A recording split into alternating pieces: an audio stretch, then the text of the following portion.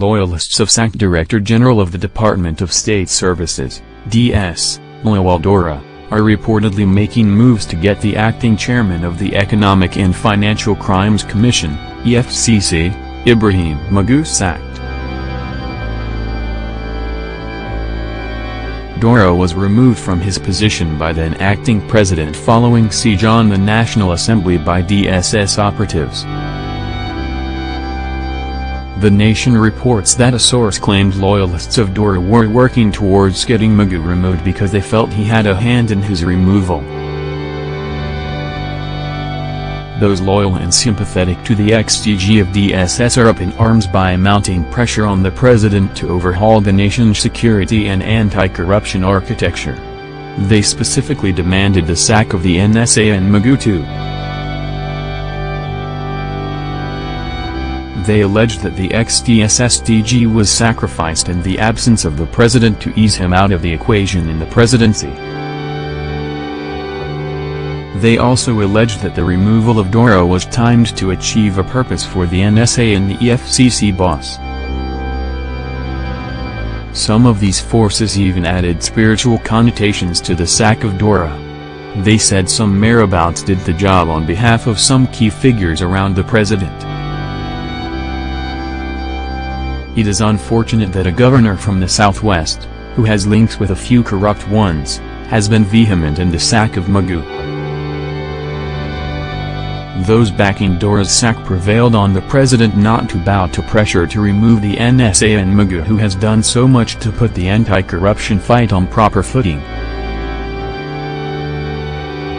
Some of the lobbyists and influential people from the Northwest are alleged to be getting tired of the Northeast elements around President Buhari. They are asking him to remove a few of these Northeast hands, including the NSA and Magu. Another source said, "Some of us are worried at the latest twist to the sack of the former DG of DSS. Some loyalists and a few influential kitchen cabinet members are trying to personalize the sack by fingering the NSA and Magu." The NSA and Magu had nothing to do with the fate of Daura. It was not a case of investigation for corruption or any financial crimes. It had to do with wrongful deployment of forces on a critical arm of government, which is the legislature, the National Assembly.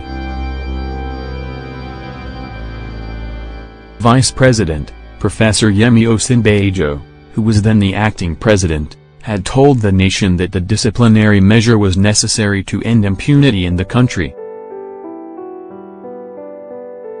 He described the DSS operatives' invasion of the National Assembly as a gross violation of constitutional order, rule of law and accepted notions of law and order.